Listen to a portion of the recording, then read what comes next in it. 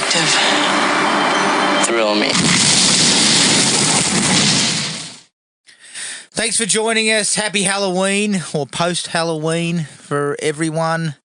Another commentary. We continue with the Nightmare on Elm Street franchise to part 4, The Dream Master. Before we get into that, Jared, what have you got over the past week? What have you watched? I've got a couple up the sleeve. Okay. I watched R.L. Stine's Pumpkinhead on Tubi. Better than Jacko? Much better. Okay, good, good. Look, it's not fantastic, and obviously Tubi's reasonably cheap, but it's... Was this a Tubi original? Yes. Okay. I've got a Tubi original to cover as well.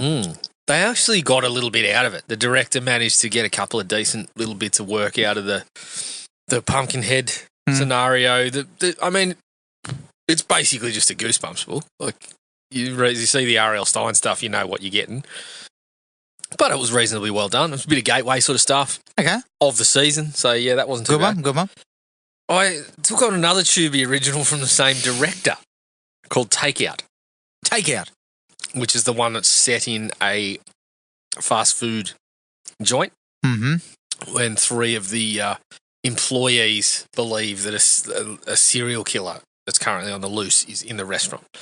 Starts with a bit of pepper. Starts, we're kind of intriguing. Where it ends up, it's sort of... There's some things that happen where it kind of... You sort of pick a couple of things and it leaves some explanations for behaviours and things behind. And there's a couple of ideas that they play with along the way that would work well in something like this. But all in all, it's another sort of forgettable bit of work. Mm-hmm. But I tell you what, the Tubi originals, at the moment, I'd rather watch one of them than a Netflix original. Yeah. Netflix will spend $200 million on it and they'll punch out a 2-star movie. Oh, So fuck oath. Tubi's giving it to me every couple of weeks. Yeah, exactly. Because I've got similar feelings about the one that I watched. Okay. The other thing that I watched, Screamboat. Oh, yes. Fucking hell. Some fucking prick has now got all this shit that's in the public domain. Yes. Again. Look, it's better than the recent public domain shit that I was watching, which was mostly all Popeye. You know what? Those movies have fucked Popeye for me. Popeye's fucked. He's cactus. It's no good. There's no coming back from this shit. I know. But Screamboat actually, so we talk about, the issue with Popeye was basically just, we've just got a random fucking slasher movie with Popeye stuck in the middle of it for some reason. At least this one tried to tie it to, and it does things like it's got this group of girls that are on a fucking birthday and they're all pissed, but they're all basically dressed like Disney princesses and they're all calling each other names that make it very clear which one they're supposed to be. Okay. They tie it in, obviously it's on a boat, that's a fucking good start, but they tie it in with a little bit of Walt Disney. They get a bit meta. And David, what's his name? David Howard Thornton? The guy that plays Art the Clown. Yeah. He plays Steamboat Willie. So Jesus. There's a couple of bits with that get a bit of a laugh. The funniest thing is there's certain sequences where it's a puppet. There's certain sequences where it's just him with like a green screen or whatever. But they never get any consistency. So sometimes it looks kind of like the size of a dog and then other times it looks like the size of a rat. And then there's points where he's holding something and you see that, someone gets hit with something or whatever. And then they show a shot of him holding it, making it very clear he's supposed to be about, the size of a rat. But he's holding the thing that is the same scale as it's supposed to be. Like he's holding a broom and it looks like a human holding a broom. So it should, in theory, then be a very tiny broom, but then when you see someone get hit with it, it's a fucking full-size broom. Like, all through the movie, this is happening. All in all, I had a much better time with it than the other ones. Mm-hmm. Again, it's middle tier. It's getting a sequel. But, I had a little more fun with it. Okay. I watched Springsteen, Deliver Me From Nowhere. I'm interested to hear about this because it hasn't been doing well. No. Look, it's okay. Some of the stuff is pretty down the line, cliche, like you see him when he's writing some of the songs and stuff, and it's kind of like he just kind of sees something and next thing you know, he's got a song on the page and things like this. And Jesus. There's a few things where I was like, there's not a lot kind of really not a hell of a lot really going on, but the acting performances are solid. Jeremy Allen White is fucking bang on, especially when he's doing the performing. He looks just like the boss, the mannerisms and everything. Yeah. And it's also a pretty fucking funny reminder that obviously I'm a Springsteen fan, but the guy's coming off the highs of like his first top 10 singles, and he's in the midst of like a mental sort of crisis, and he's kind of torn between. Yeah, he's knocking out an album that he can't really get right, and he's trying to appease the studio bosses and whatever. And in that, the guy just rips out 2 fucking classic albums. Yeah. Like, that's right. Well, this one's, this stuff's not working. I want this, I'll take a couple of songs out and put them over here for next time. Yeah. Those songs were Born in the USA, I'm on fire. Yeah. Like the ones that made up the next album. Yeah. And then he's like, oh, well, I couldn't get Nebraska right. I'm just going to put it out the way I want to put it out with no press, no tour. And Nebraska's fucking, like, in my opinion, that's one of his fucking best albums too. Yeah. So, yeah, the guy's just whipping out fucking classic songs like they're going out of fashion. I think the only thing that worried me, and this would be interesting to hear your take on this, is that it didn't seem like it had a lot of stakes. Springsteen's not known for controversy or drugs or fucking something. But I mean, that doesn't have to be the stakes. No, it doesn't. It doesn't. But what I mean is, those are the ones that people kind of go to. Look, it's playing from the mental health angle and the relationship with his dad and relationships with those around him while he's trying to do the writing and everything. Yeah. But yeah, it does end up with something that's a little light on the drama in a lot of aspects. Yeah. And that's what I thought the concern might be. Yeah, I thought some of the more interesting stuff was sort of the back and forth with him and his manager and the labels and that sort of thing. But yeah, it was okay. It was okay. And of course, whenever it's hitting a dull moment, they throw in a Springsteen song comes in. Yeah, that's fair enough. Or even then, there's not a lot of that though.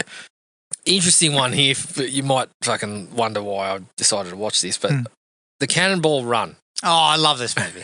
I fucking love this movie. You know what though? It kind of sucks. Yeah, I know. It sucks. It's about nothing.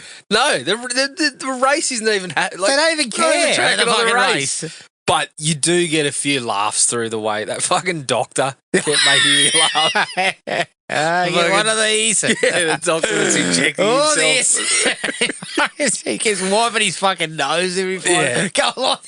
I definitely got a laugh. I got laughs out of him. I got laughs out of Sammy Davis Jr. and D. Martin. That was fucked. They were great. Shit, but yeah, it's kind of shit outside them. Like you get laughs from them, but it's basically just. Oh, we'll check in on these blokes in the car. Then we'll check all it is basically just an excuse to have like fast cars, stupid sort of things going on. Yeah, it's not. It has no tissue that holds it together. No, not really. So it was kind of fun to go back. The second one's rubbish. Yeah. I don't even know if I'm going to go for that one. And the last one on the list was to prepare for Welcome to Derry. Yep. Now that we've got a couple of episodes in the can, I'm going to jump on it. I watched It. One and two? We're going to finish It. I haven't watched Chapter 2 yet. Almost through Chapter 1. Obviously pretty familiar with it. Chapter 1's great. Chapter 1 I think is the peak of It for me. I know some people have issues with it. I can see some of them. But when you think about like the scares and the relationship with the kids, I still think that one's better than any of the other adaptions. Yeah, agreed. Managed yet, and as much as I love the 1991, I feel like parts of It Chapter 1 not It Chapter 1, It are as strong as it's got. Yeah, I think so. Because I watched. So that's it for you. Mm-hmm. I watched the first 2 episodes of Welcome to Derry. Mm-hmm. Very much in tune with the 2 films. Very good. We've also just connected a character from another King story, which we love, that I did not expect. I do like that this is happening with the Stephen King properties because that's what the guy himself does. Yes. So I like that. There's some other things going on in the background, but we're building the same type of thing. The kids in town start to be have these sort of like interactions with these weird things and that, and they go missing and everything. Is it like the material that we're familiar with where they get kind of heckled and taunted but not killed? No, it's a bit more. Look, they sort of threw a fair bit of shit at the wall in that first 2 episodes. Yeah, okay. There's a fair bit happening, and there's quite a bit of like we removed kids from the mix. Yeah. Which I liked. It didn't fuck around. Because I mean, they did do that obviously in the other one, but the core group is kind of just like they're just sort of being harassed. That's one of that's exactly. We're being fucking harassed by a clown. What's going on? Because when you see, obviously when you see Georgie and they talk about the girl, her name escapes me at the moment, but the girl that they talk about that's in the sewers, and then Patrick Hockstetter and whatever. But the Losers Club. No, they're clean. I mean, it's sticks and stones will break my bones. Yeah, but they're all right. They're all right, those guys. Just stop talking. This is a bit slightly different. They've come at it a little bit differently. But part of that problem, I guess, with that is you don't really know these characters very well. But it'll be interesting to see how it plays. Cool. I finished Chad Powers. It ended well. It ended cliffhanger, and we don't know if there's a second season been picked up or anything yet. And, I read something that was saying that fucking Glenn Powell's now fucking basically very much in demand. So it's hard to know when he might be available to make another one. Pony up. It ended well. Yeah, throw fucking dollars his way. He'll return. He'll turn Plus, up. he created it, so fuck. Yeah.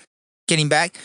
But I really liked what they did, and I'm not going to give it away, but they did something where I felt like it was going to go down the standard route, and then they kind of twisted a little bit. And I liked the way they did it because it was more in keeping with his character. Like, he did what I expected he would do. No, not that he didn't do what I expected, but when you look at it, you're like, yeah, he would have done that. Because he was a prick. So I liked the way it ended. But it did end on a cliffhanger, and it sort of left a lot open. So you need a season 2, really. I watched the 7th episode of the Menendez Brothers. It's moving along nicely. We're moving into the trial, and we're starting to see that they're suddenly fucking like celebrities, which I have absolutely no idea what sort of people. A fucking psychologist could have a field day talking to these assholes who are writing letters to fucking murderers and wanting to marry them and shit like that. I cannot get that. No. I never will. And the last thing was a Tubi original called Glamping. I did see that. Which was a slasher. It was not so much like the slasher stuff was there, but it was kind of condensed into the end. And they spent some time building the characters, I guess, or trying to build the characters. I'm not going to say it was a success, but I saw where they were going, and I kind of liked the reasoning behind it. I actually did like the reasoning behind it. Performances were actually better than I anticipated, because I'm thinking Tubi original, she's pretty cheap. Yeah. We won't be getting high quality, but the main girl was really good. And the couple of people around her were also pretty solid. So, look, give it a go, but it's more in keeping with the 2-star sort of approach of a Tubi original. Yep. But I think they're starting to get a little bit closer to something better. Well, I remember the one I watched that was like I can't remember what it was called, but they were at like a camp for kids that were from like a remand sort of home scenario. No, I really liked it. Like it was pretty solid. I would say was sort of over the 2.5 range. But yeah, like I said, I would much prefer to watch one of these. And Tubi's not spending 100 to 200 million on these things. Yeah, exactly. Like what's the point of Netflix punching out like however much they spent on the Electric State to get? Obviously, they're getting eyeballs on it, but everyone's looking at it going, like, isn't that sort of softening the prestige of your brand? Yeah, exactly.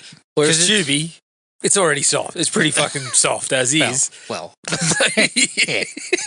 Brand's not exactly fucking. So you whip out basically Tubi has Hallmark budgets. Yes, but they whip out genre stuff. Yeah, they'll throw out an actioner. They'll throw out a well. You've only got to look at the fucking Hallmark model.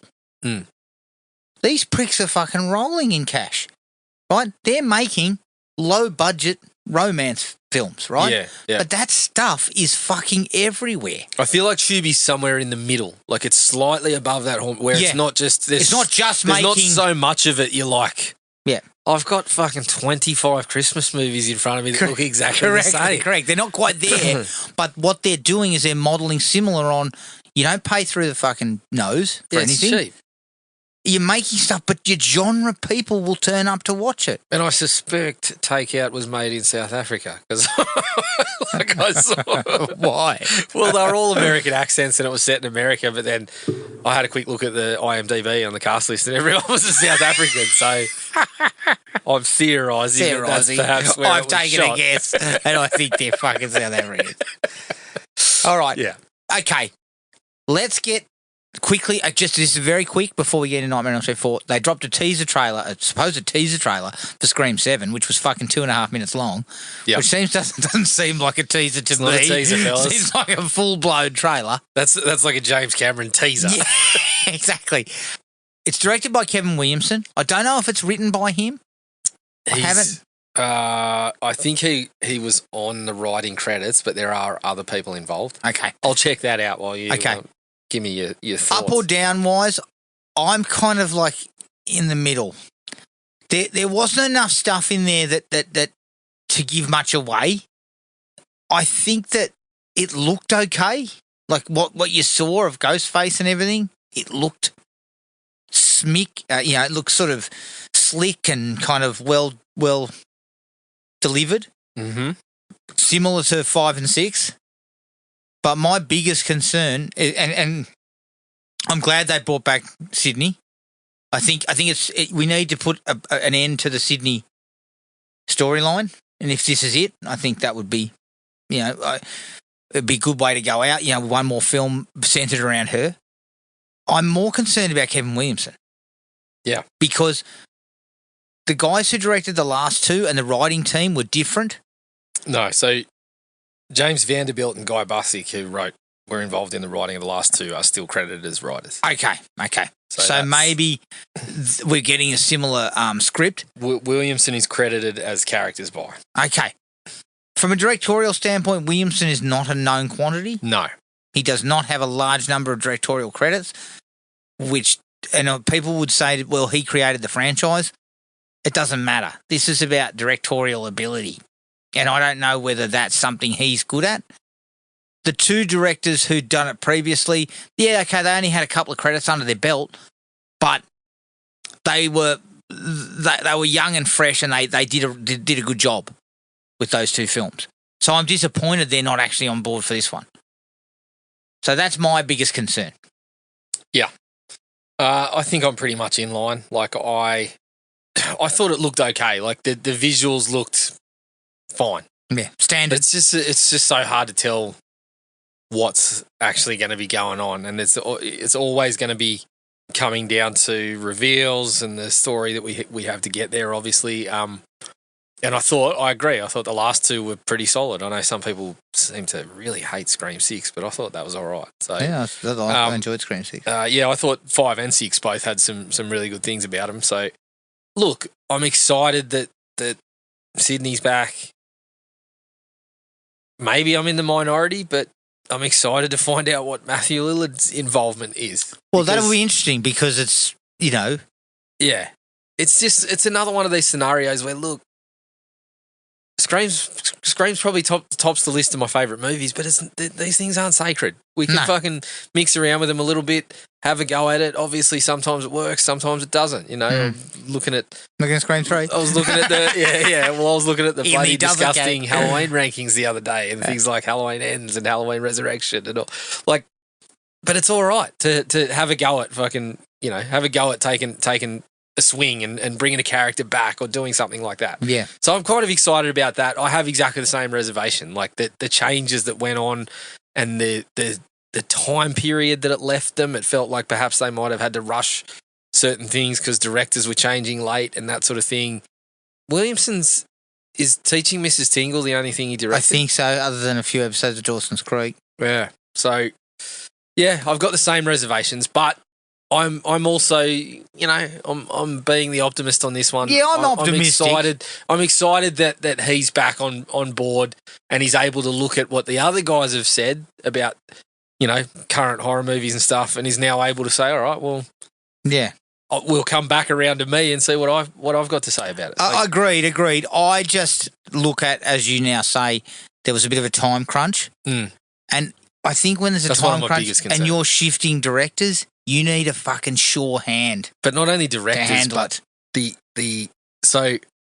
I'm assuming the writing still obviously had Melissa Barrera's character in it, because we know what happened there. So did they just have to pivot heavily as well? Yes. I'm assuming that they had to. Yes. And that it's going to be a scenario where they've kept things that they already had and adjusted them to have Sydney in. They're like, part of me deep down hopes that they always had an idea to bring Sydney back just in case. Yeah. But we'll see. We'll see how it all pans out. Yeah. That's my biggest concern. I just think you need a sure hand in the directing stakes when that type of shit's going on. So clearly you're not joining the boycott? You're not boycotting? No, I'm not boycotting it. No, absolutely not. Absolutely not. I'll be there. But I just...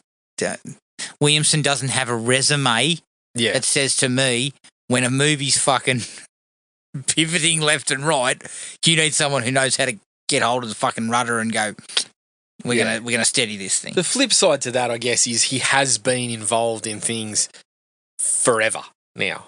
It's been 30 years that he's been involved in productions. And he does know the series. Yeah, so hopefully we can... Hopefully he's also been involved in Cursed, which is a fucking noted shit show. You didn't have to bring that up. And also, Scream 4 was also, I believe, in a similar fucking boat. Yeah, look, I've come around a little bit. Yeah, I know, I've come around to it, but I mean production hell. Yes. That's what I mean. All right, let's get into this, Jared. While we fire this thing up, I'm going to run you through some quick information. Nightmare on Elm Street 4, directed by Rennie Harlan, who directed Die Hard 2. Why are you laughing about this? I was thinking of another 2 that he's recently directed. It was a number 2. Yeah. Okay. Yeah. I picked his better number 2. Yeah. Thankfully. In better shape. It's written by William Kotzwinkle and Brian Helgeland. Brian Helgeland, didn't he not write LA Confidential? Yeah, I think so. Yeah, Brian Helgeland did write and won an Oscar for LA Confidential. What are you insinuating there? There was a tone of shock and surprise in your voice. He definitely did not win one Oscar from fucking Nightmare on Elm Street 4. And also Wes Craven, obviously, as for characters. It stars Tuesday Night as... she plays Kristen, so that's a departure. We also have Robert Englund as Freddy Krueger, and unfortunately I can't seem to see the name of what was Alice's name? Lisa Wilcox. Lisa Wilcox plays Alice. This is the one where we really took off. Oh, no, we didn't take off as far. Nightmare on Elm Street 3 made $44 million on a $4.5 million budget. This one was a $6.5 million budget and made a tidy $50 million. I believe this is the most successful of the Nightmare on Elm Street, adjusted for inflation, of course, because I believe Freddy vs. Jason and the remake both made more money. This is where you come back to the offices on Monday and you say, are the fat boys available to cut a record? Can we get him on MTV? Yeah. Can we fucking make this like neon? What about a TV show? Love it. Brilliant. Can we get into this movie, Jared? Let's go. All right, let's do it. Let's do this. Nightmare on Elm Street 4, The Dream Master. 1988. So a year after Part 3. Talk about quick time crunch. Fucking hell. Quick turnaround, fellas. All right. New Line Cinema logo. They were never ones to let it marinate. No. New Line, Paramount. No. Absolutely not. When deep sleep falleth on man, fear come upon me and trembling, which made all my bones shake. That's obviously that's from the Bible. I thought that was Sam Loomis. Yeah. No. He's been overquoted. We're kicking off with Tuesday night's song. Yes. Rennie Harlan. This was obviously, this was where he was sort of his early days in Hollywood. What does that mean? This kind of like a heart attack on a one-way street. Does it matter if you have a heart attack on a one-way street? Could be a two-way street. Is the ambulance going to have difficulty getting to you? Maybe. He's clogged up. Okay, so we kick off with a little bit of...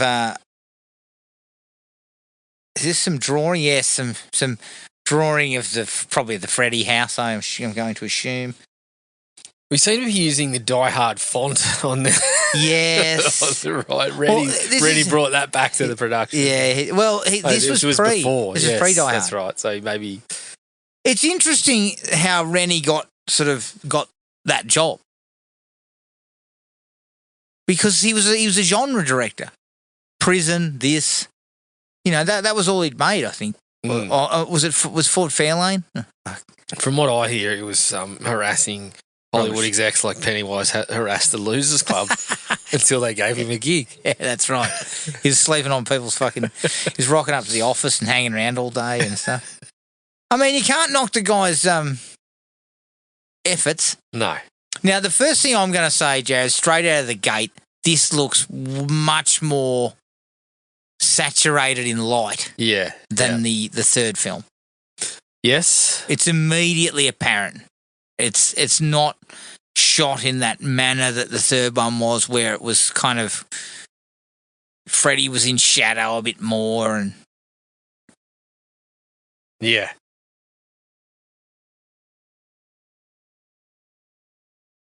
So Kristen comes up to the little girl as she's drawing the Kruger house.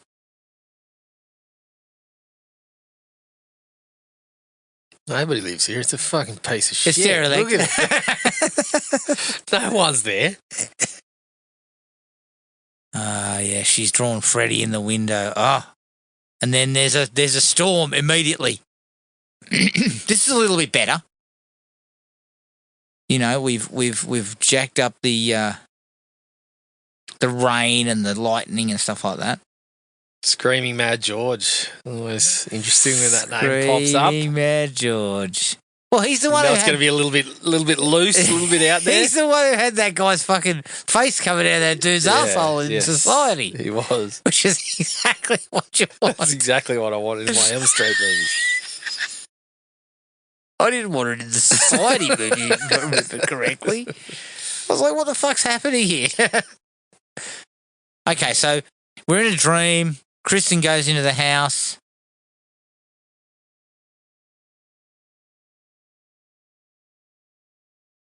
And then the little girls are out there doing some skipping.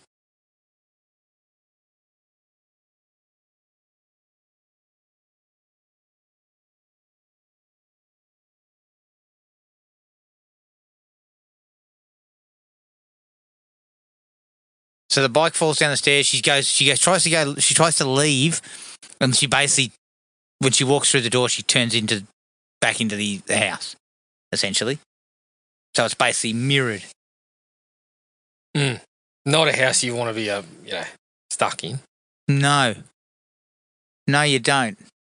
I saw an interesting name there, a story by someone by the name of Scott Pearce. I know nothing about Scott Pearce, and he didn't seem to come up on the Internet Movie Database there. Maybe I need to go a bit deeper. Right.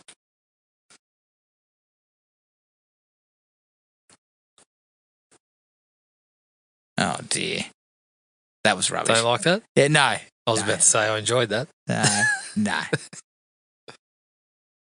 Okay, so she's blasted by an explosion of glass and shit, and she ends up in the boiler room. It's looking a little nastier now. That's better. It's a little darker. It's got, some of the grime to it, a little bit of grime. Now, Jared, a quick question for you. Do you fuck's happened to the boiler room though? Like, fuck. Sorry. Continue. What do you mean? It's a fucking. It's talking about This industrial. version of Freddy's house is like the Halloween 5 Myers house. Yeah, It's just a bit much going on. Sorry, what was your... Okay, who would you prefer? Kincaid's back, of Tuesday course. night or Great. Patricia Arquette? That's Kristen. Look, Patricia Arquette, mainly because I have more of a fondness for part 3. Mm-hmm. But I don't think she's... Tuesday I night's don't not think bad, Tuesday night's bad. but she's got less to do too. Got less involvement in the film. So she called the boys into the dream because she was scared. I mean, Kincaid, based on the last movie, you're suggesting that Kincaid's the kind of winning personality that you just want anyway. Pussy. I mean, we need more of that here. Exactly. He should immediately start that up. I like this idea of the three of them being connected. She's dragging them in. You get what I mean? She's scared. Well, I mean, you like it because you're able to get some sleep at him. You don't like, if you were in this scenario, you'd be sitting there going, fuck. I'd be fucking Please. blowing up. Like, what the fuck?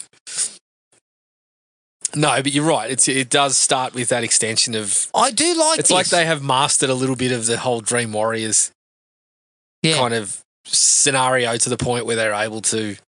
Jesus, the fucking dog just about ripped her Yeah. off. They're able to just sort of, get together in the dream and help each other out and stuff like that. I think... I mean, I'm sure the doctor's currently The hanging hypnosil, out you with fucking Nancy. pricks are on the hips. He's currently hanging out with Nancy. So Yeah, true. everyone's managed to master their powers in the... Yeah, I would like to have seen... I think it would have been interesting to see where that connection, bringing those three back and then doing something with them, could have gone. Again, you're speaking with an ominous tone that you think... you think nothing's happened with them? We'll get there, Jared. We'll get there. We'll get there. Now, this is where we meet Alice and her brother. Come with me. There's the brother again. Rick. Is Rick the karate guy? And I love Dad. The fucking drunken asshole. I mean, at least say hello. Top-notch drunken asshole. Yeah. Although he looks sober. Like, I thought he was a fucking piss pot. You're going out dressed like that. I mean, she looks like she's wearing your tablecloth, mate. He looks like a nun. Like, what the fuck are you on about? Yeah, have another cranberry juice, Dad. Fuck. He's having a Bloody Mary at fucking 8 o'clock. Shit. Yeah, Rick and Alice, and Rick is dating Kristen.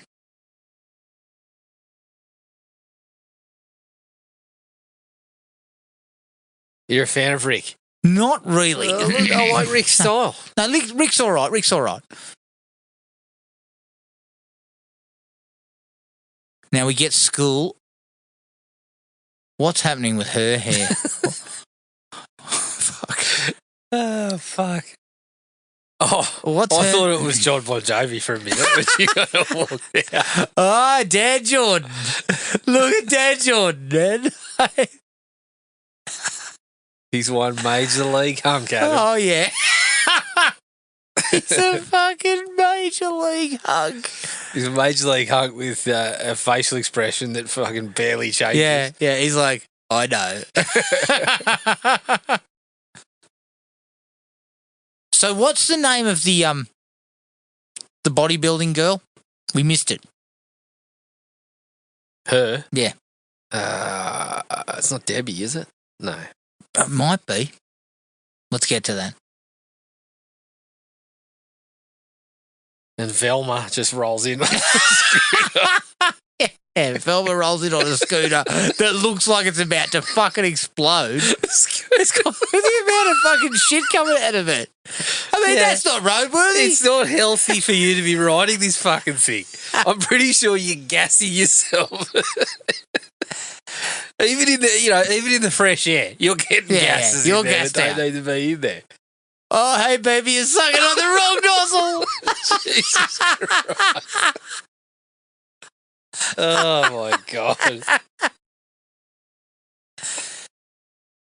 Classy work there from obviously a friend of Dan Jordan's. Yeah. One of Dan Jordan's buddies.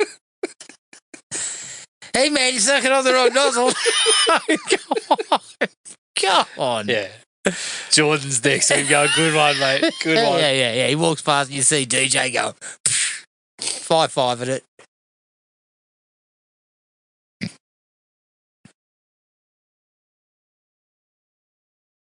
And what I do like, again, coming back to this whole thing about the three from part 3 in Kincaid, Joey and Kristen, is, there's a bit of animosity between them. Because they're saying, what the fuck are you doing dragging us into these dreams every night? Yeah. For nothing. Like, Freddy's dead. Yeah. Right? Don't say that. Not until we actually have to watch it, please. No, Freddy's not dead yet. Not fucking fully dead. You say Freddy's deceased or Freddy's unalived or something like that. Freddy's resting. So we don't have to fucking think about it.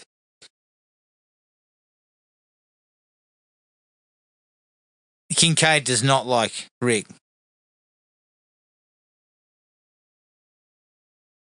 Kincaid doesn't like anyone. What's the time frame since part 3?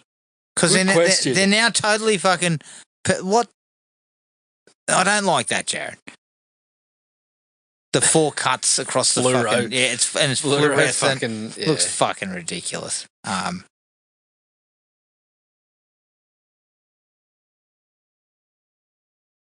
I mean, Rick, obviously a black belt.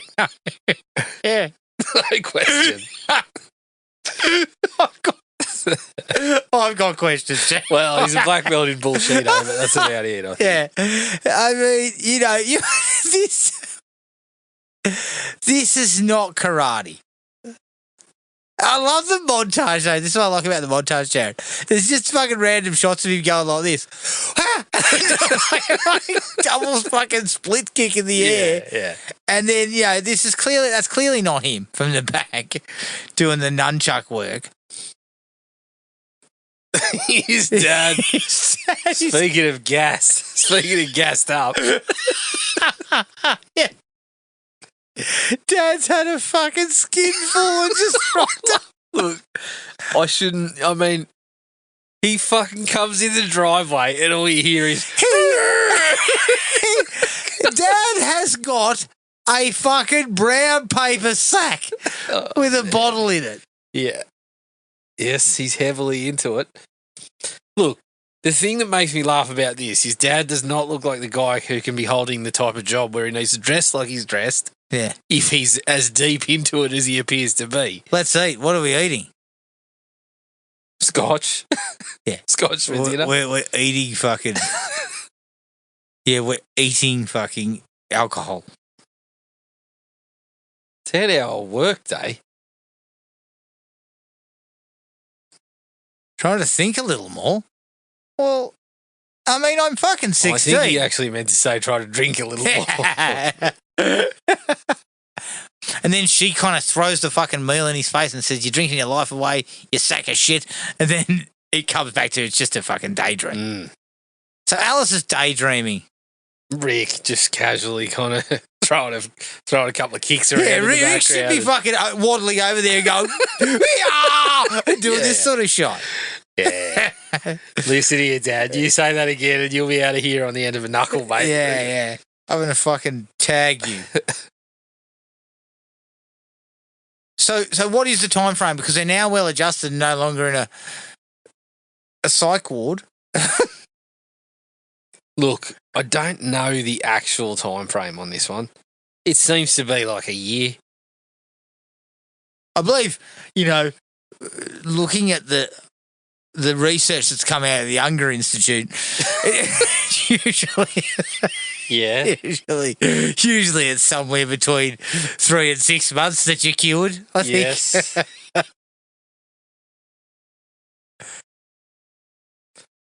I'll check out a timeline. According to the Nightmare on Elm Street wiki, is it? Yeah, they're always. They're always spot on. 100% right. I never have to double check on that. Look, I actually like this opening, Freddy's Return. Yeah. So it says there was 5 years between 1 and 2, which we sort of established, given Nancy's rapid ascent in the medical world. Field. 1 year to 87. Sorry, 1 year to Dream Warriors, which is 87, and then another year. This is supposed to be set in 1988. I like the fact that yes, Kincaid, so it's 1 year. Kincaid yells out, "Kristen, if you're here, I'm going to pound your ass." Which probably is not the best way to handle this. Think before you speak. Yeah. Kincaid. Not a term of endearment, I don't think. Yeah. So is this in the dream? This is in the dream. He said, "This is not my dreamland." So again, query: if this happens in the dream, oh my God, flaming piss. Flaming dog piss. is it worse than a flaming bird? Yeah, I don't know. Was it, which director did he tell that to? Was it fucking James Cameron or Martin Scorsese or something came past and asked him? Fucking Reddy piped up with, I think it was Scorsese said, "Well, how are they resurrecting Freddy these days?" And fucking Reddy pipes up with, "A dog pisses on him." Jesus Christ. This looks great. This good effects. This is excellent effects as Freddy kind of remolds from bones to fucking the whole thing. Flesh. It's really, really good. It is. Really strong. But again, this happened in the dream? Yes. I don't like the fucking, We stick to the rules, people. Overabundance of reds and shit. Yeah. The red, the fluoro red light's getting a workout at the moment. Yeah. Behind the lockers, in the grave, it's everywhere. Just, it sucks. It fucking sucks. So, what rules? Well, shouldn't that have to happen in real life? They buried him in real life, as far as I'm aware. Yeah, that's true. So Kincaid's just woken up in the fucking boot of a car. Wreckers.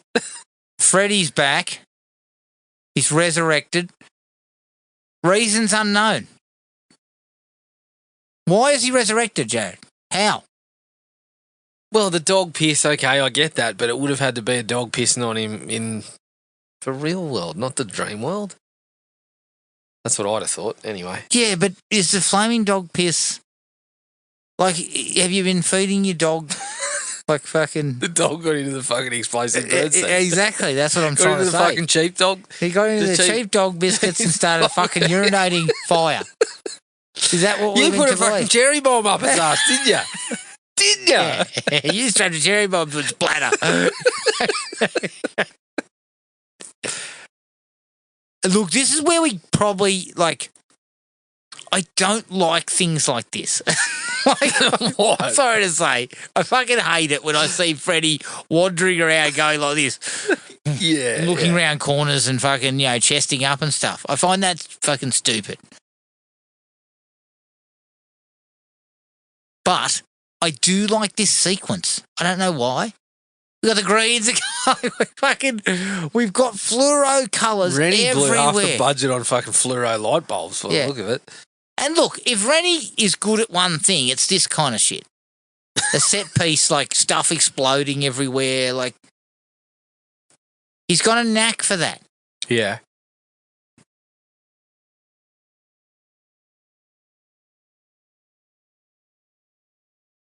And I think there's a really cool shot here of the junkyard is the entire world. I really like this. I think it's fucking fantastic. That is a pretty cool shot. Yeah. I could have done without the world part though. Just the fucking. And I do like this. I'll see you in hell. Tell him Freddy sent you.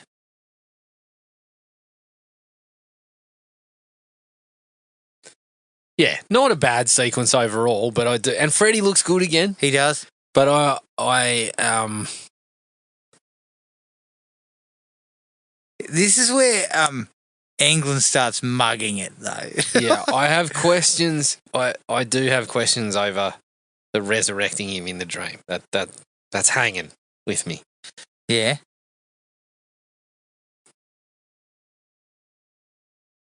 Why are you worried about that? You've never worried about it before? Well, it's just it's like what you did to his body in the real world, not in dream world, was what mattered.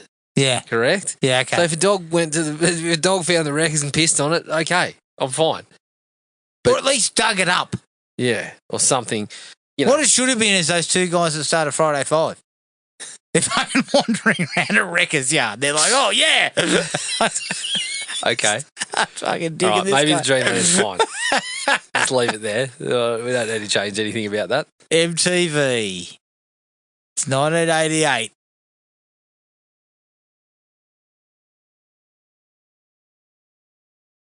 Joey's sitting around. Is this the same night as Kincaid's death? Oh, I believe so. Yep.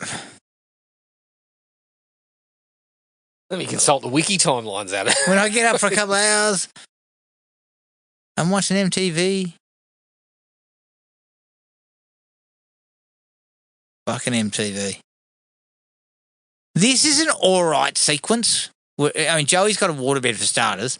Not good. I like the idea of sort of bringing the girl who's up on the poster out of off the wall and into the waterbed. I think that's cool. Mm-hmm. And then it changes to Freddy.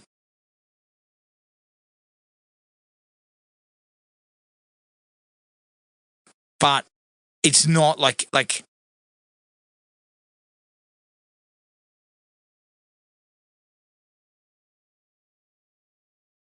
how's this for a wet dream? Rubbish.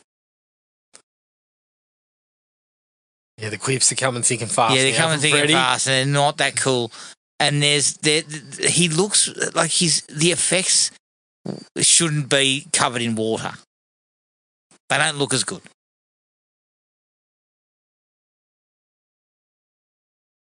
I mean, that looks okay. It looks okay. It looks okay. Like the water turning. Oh, the fluoro fucking lights getting a Right. run again. Yeah. And then we come along. We're back to Alice, are we? Yeah, we're back to Alice. Where's Alice's dad? He must be fucking great value. At this time of the night. I'd say he's probably winding up at this particular. Well, I gotta go to work. he's sort of, I gotta go to work tomorrow, guys. he's fading. Fucking hell. Adam, Yeah, would be starting one to way struggle. put it. I gotta go to work tomorrow. Rick, dripping with sweat from a tough session. A tough montage of fucking throwing punches and doing double kicks in the air.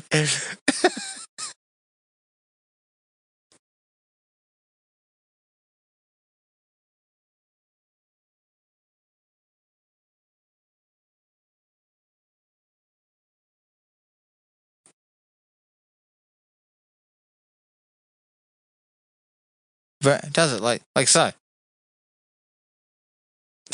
Yeah, a fucking kick. I mean, it's off balance. I blinked and I thought it was Scott Adkins on the screen there. Yeah. Why could we not hire a fucking martial artist? I don't An know. actor who's a martial don't artist. know. Yeah.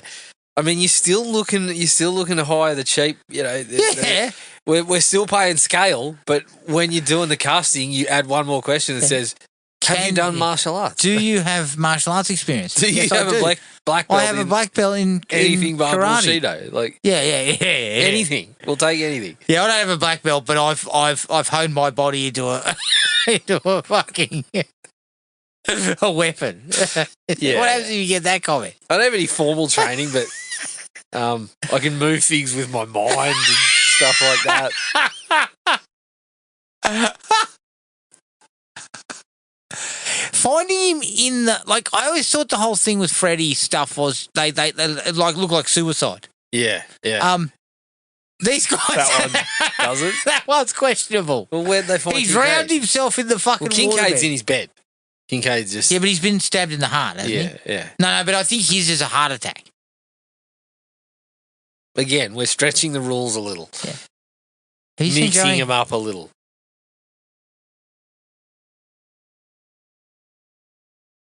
It's just some consistency. That's all I'm asking. Just be consistent. Yeah, be consistent with the rules.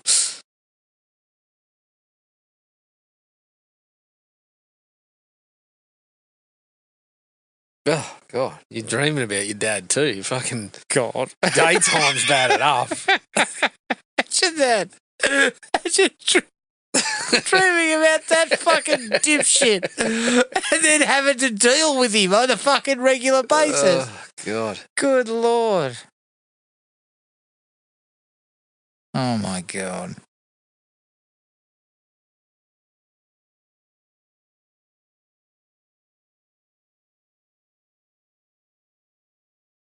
See, the death of...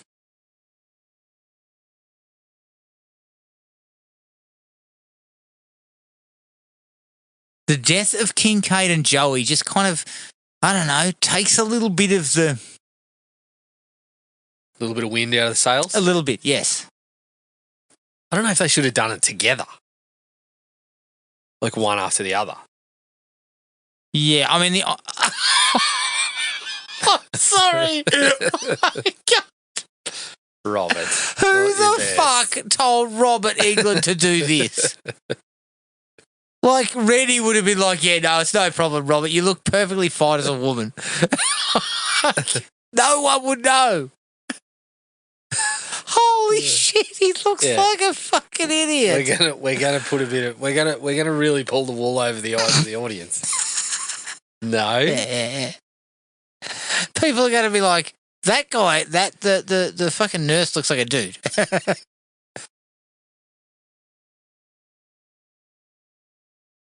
And there was no need for it.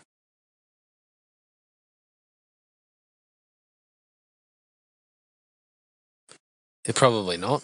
This stuff, like this is... Stuff like this, just... None of that works, Jared. Like in any... None of it. No. It's just, it's badly done. Mm. And having him as the nurse who then changes into Freddy is even worse. Like, it's almost like laughable. Like you're taking the piss out of the series, which is a bit of a concern. A little. Local sports hero Dan Jordan. Yeah. Just get himself The fucking team's 0-6. Jordan, surprisingly, after the game, was completely emotionless. We couldn't read anything from his face. Yeah. Unfortunately, Danny Hassel, who seems like a nice guy, because in the doco he's quite interesting. Yeah, he's got a lot of good things to say. He's not much of an actor, and I think even he agrees. He wasn't much of an. Yeah, he wasn't like. Yeah. But I just his performance is doe-eyed. Jesus Christ, that's probably a touch harsh, is it not? Rough. It's pretty. It's flat. Is that a better word for it, Jared? Flat would be fair. I do like. I tell you what, I do fair. like the diner, Jared. Why? I don't know. I just like that diner. Fuck off. Seriously, like it looks like they're hanging out of Johnny Rockets. I mean, a diner's a diner, Adam. Like, no, it's not. This feels like. I've never thought about this particular scene and thought, fuck, the diner's pretty good. Not one of the more memorable scenes in the movie, I would have said. Yeah. That's not the best. You're just noticing that because you don't like what's going on. Yeah. I couldn't give a fuck about these characters. I think that's the problem. Like,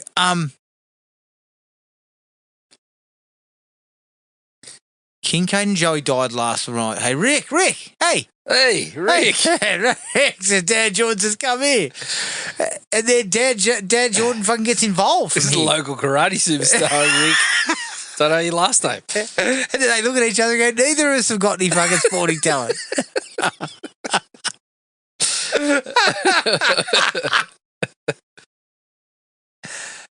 Yeah, mate, look, I gotta go. The crew just doesn't feel Debbie. Like Did you say it was Debbie? I think I said I think Debbie. you said it was Debbie. I could have been wrong. I don't know. Oh, Which Dan, one's why Debbie? is Dan going? Well, the football team's been knocked out of the finals, so he's got some free time. We're not going to stay. Oh, shit. This is one of my favourite scenes, though, Jared. Remember this from the last time we watched it. It's my favourite fucking scene. It's coming up here soon. It's great. Can't wait. Hopefully it's set in a diner. No, it's not set in the fucking diner. God. Like, I like the diner atmosphere, Jared. If we had diners around here, I'd be loving life. I feel you, Adam. I used to go to one in Melbourne that was set up like a little 50s diner. Was it? Yeah, it's pretty cool. But yeah, you fucking shit canning me. I like a diner. I just never thought it just never popped into my mind that particular diner at that time was one worth shouting out. But yeah. Okay, so these guys are hanging around the Kruger house, which is still fucking around, hasn't been bulldozed. Yeah. Looks like it should have been. Because everything else looks schmick. All the houses around it. The rest of the street. I mean, the rest of the neighbourhood, the fucking homeowners association they're campaigning to they knock are blowing this this shit down. fucking thing up. It was once a house where people who murdered Kristen's mum just turns up in the middle of the fucking street, starts going, "Get your shit in the car! Get the fuck away from that house!" Oh, dear. I believe when we last talked about this, I said, "Geez, Kristen's mum's a cunt." And Yeah, fair that enough. still stands, Jared. Still It stands. still I stand stands. by it. Yeah. Yeah. Yep. I think yeah, look, I think the so far what's going on amongst the group here is just it's a big drop off from 3. It's not like you don't get this little group that are all kind of feel like they're in danger with no one to turn to, and that like, these schmoes are still hanging around at the fucking diner. Schmoes, these fucking schmoes. I mean, in part 3, they didn't have a diner to hang out at. No, the difference is that part 3 put them in a situation where they were already vulnerable. Yeah. They were in a psychiatric facility for their sleep disorders. Yes. And they were vulnerable, and we in the early stages, we just got a sense of the characters better. Here, we don't know shit about these guys. I mean, if you're putting fucking Dan, like Dan's one of the guys we're supposed to root for. Mm. If he's not throwing fucking interceptions, yeah. Dan should have been killed in a football sequence. Yeah, That's what I'm coming around to. That would have gone really nicely with Super Freddy and video game Freddy. Where Freddy's throwing fucking passes at him. Yeah. Dan should have been tackled and then his head fall off and Freddy could punt it downfield and all this. Yeah, like fun stuff like that.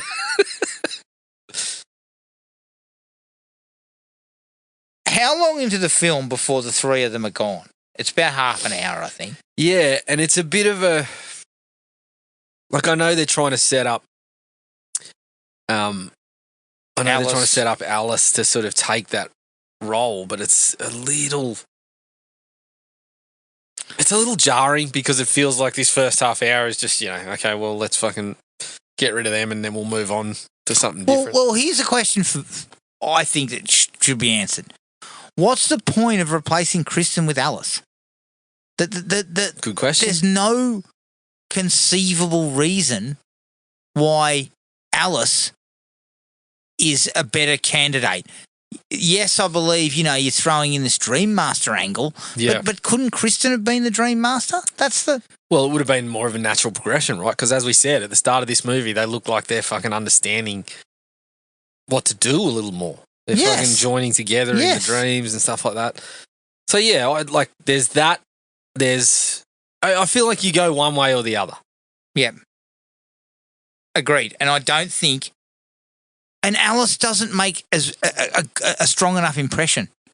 And that's not the actress's fault necessarily. Yeah. I just don't think the material's solid. Look, this is kind of Garbage. yeah, one way to put it.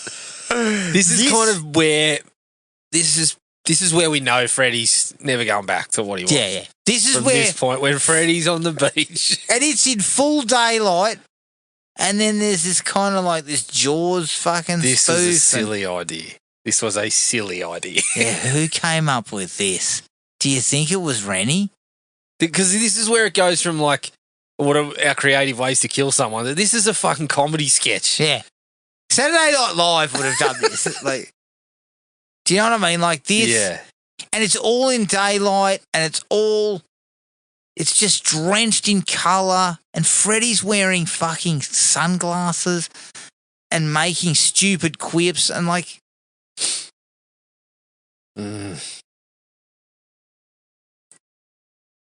none of it is any good. Yeah, not Not the best. not my favourite scene. Yeah, Freddy cackling away on a tropical island Yeah. with sunglasses on. I mean, fuck. Cackle, cackle, cackle. This is the dumbest thing I've ever done. No, but this is, you know what? That would not have been out of place in Freddy's Dead. No. No. And And that's then we what I come mean. back to this, which is not bad. Yeah. We're back to a darker, more sort of like, we're in the house. She's crawling off the roof. Like, I don't know. It's that's the jarring bit. These constant fucking, but then look Fluoro. at the fluoro. The fluoro red and green is Once already again, been overused. Once again, Reddy fucking decides I better get the fluoro lights out. And fucking, I'm telling you, whatever, it's like Freddy's boiler room's gone through the machine that turned Jason into Uber Jason. Like, it's fucking ridiculous. Yeah.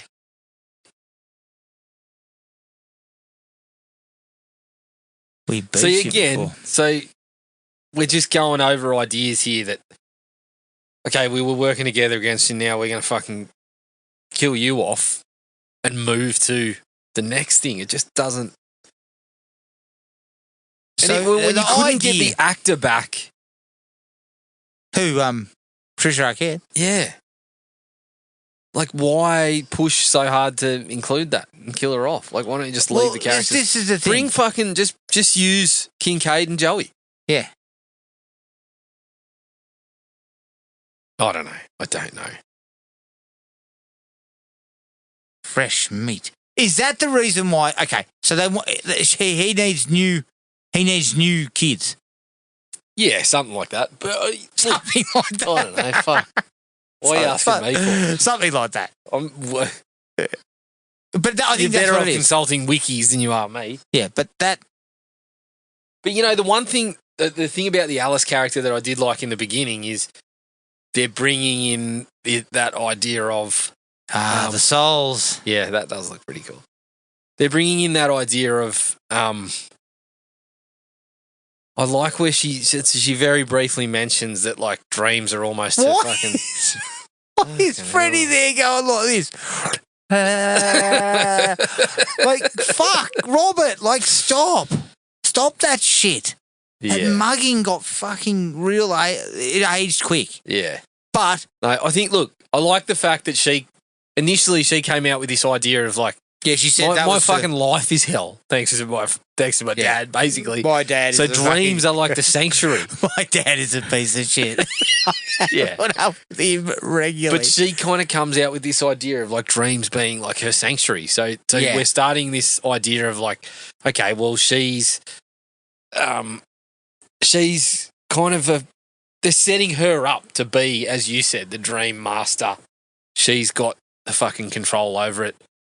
Like, she's the one to take it to the next level, I guess. Yes, but that's the problem here, though, is why not... Again, natural causes, spontaneous combustion. Hang on. So she's run all the way over from her place, Yeah. and no one knew the Mum fucking didn't joint was on notice? fire. Mum didn't notice it. Oh, you're joking. Roland Kincaid. Roland Kincaid, Nancy Thompson. They're all in the same place. Fucking hell. Jesus Christ.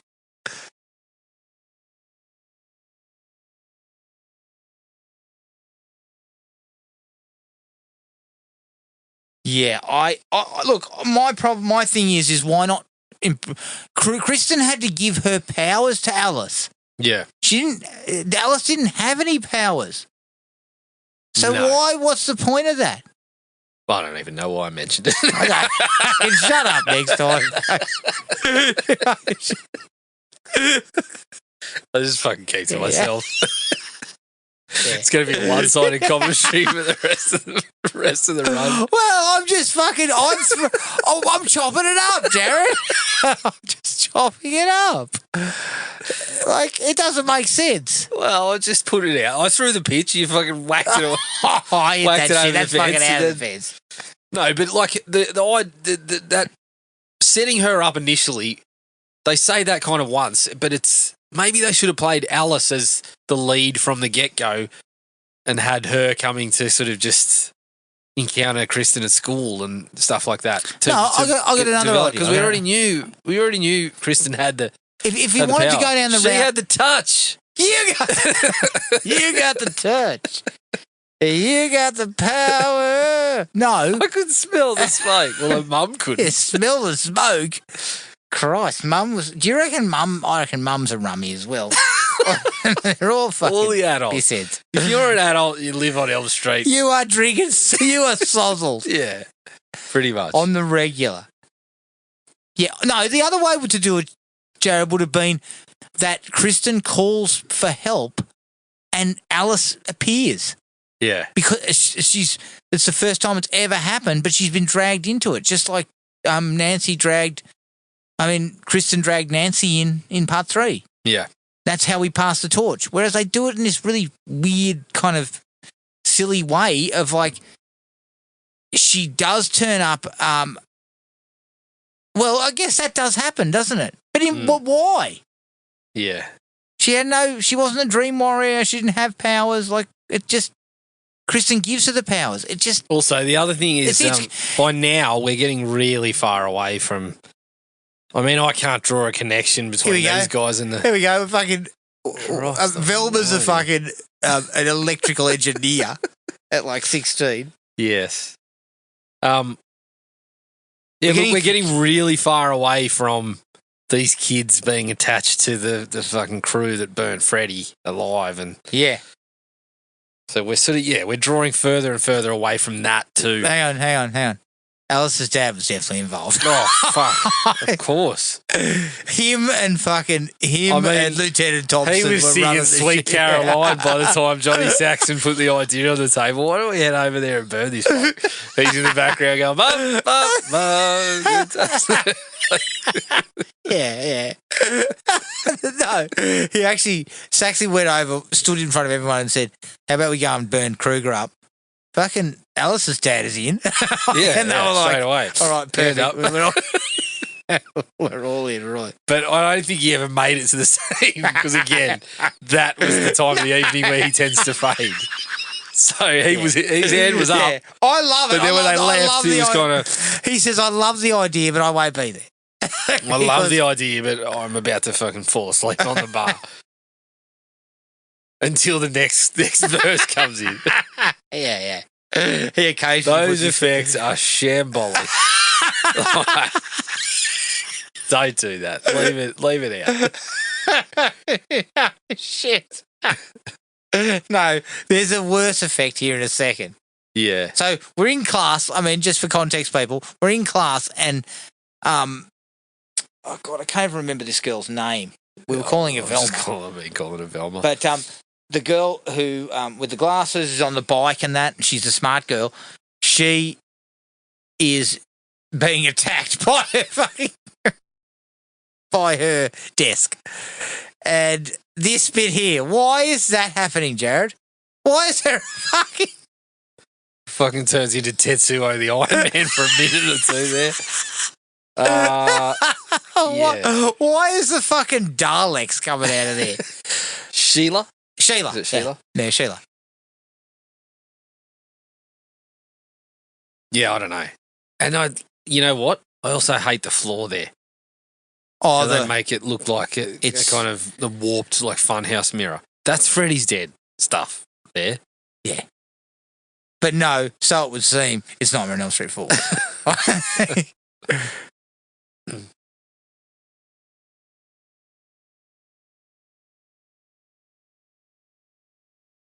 This part, not so bad. I don't mind that. That Freddy's just fucking in the classroom. I would have liked it a bit darker. That can go for the whole movie, yeah. No, but like less fluoro. Like I have it's too much sunlight again. I have very little good to say about the remake, but the only sequence that I kind of really not really liked, but I thought was pretty well done. There he goes. Was when he was in the classroom. Yeah. And he's writing on the board with his glove. And it's all dark and shit, and he just turns around and looks at her. Jesus Christ. You want to suck face? Yeah. Oh, fuck off, Freddy. See, this is more in keeping with the whole, like, dying of a natural cause. Yeah, yeah. Which, you know. But that hasn't been a thing. No, it hasn't. From the first movie.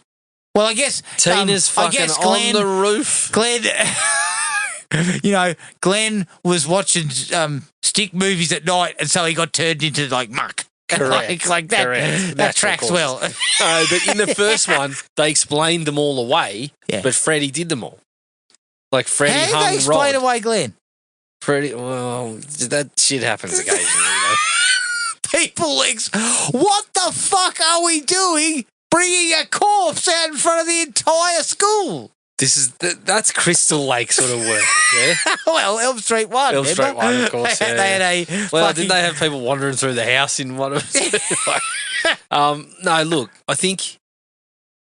So in the other ones, it's like Freddy's done those things, but the wounds are there and it's explained away.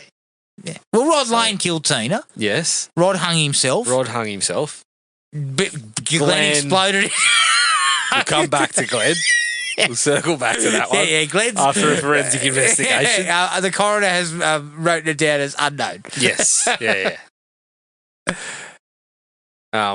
But yeah, that's what I don't like about this so far, is that he's doing things like he's stabbing Kincaid and doing all that sort of stuff, but it's just like, oh well, it's convenient to just kind of brush it off again.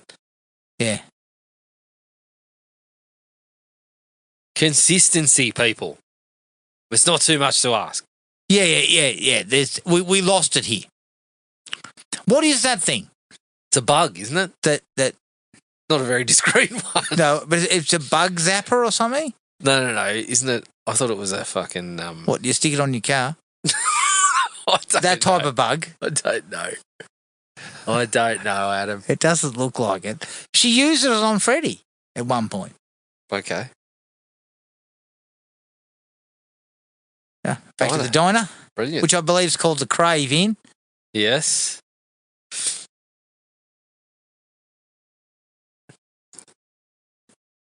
Now, this is an interesting situation. Is it around here we get kind of the deja vu? Yeah. Or is that later? Yeah. It's coming into that time. Yeah. Here he comes. Local football hero Dan Jordan. Yeah, he walks in. Look at the guy fucking packing up the shit behind him there. In a singlet. Yeah. I don't want your underarm hair. You know that guy hasn't got a fucking hairnet on. I don't want your underarm hair in my burger. Yeah. Please. Your dad comes in and he says, we lost another game tonight. Dan, I haven't seen you on the football field lately. I haven't played for a season. I'm the backup. Yeah, I play flag football. Yeah. Like, I'm like third string, mate. But, yeah.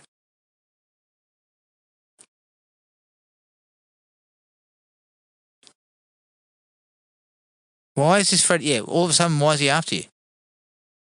Explain. Is it because of your dad? Because your dad's an asshole. Yeah. So Kristen was associated? Yeah. So Kristen's mum was involved? I mean, of course. Of course she was. just chastising everyone. That's a shit idea. Get away from that boiler room. No, if you want to set him on fire, you fucking do it like this. Oh, hang on. Dan's got himself a, he's raided the after party.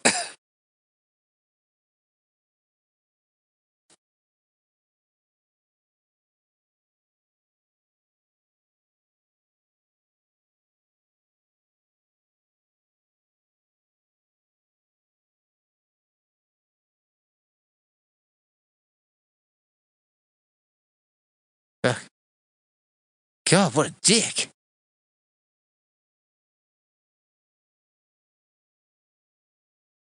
Now, I believe there was a different death for Rick, but they ran out of money.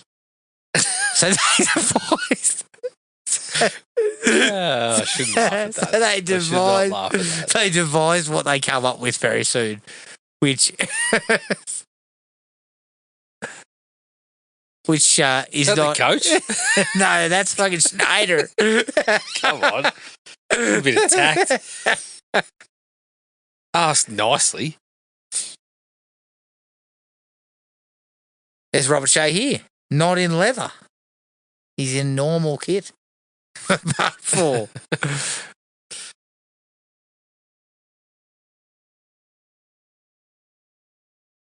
Looks thrilled a bit to me. Yeah, Robert's like, fucking hell, why am I here again? I just want the residuals. I don't care about this shit. Oh, there's a myth. One's the positive gate. One's the negative gate. There's these 3 heads that fly around. Yeah, if you happen to encounter them, you're probably heading towards the negative gate.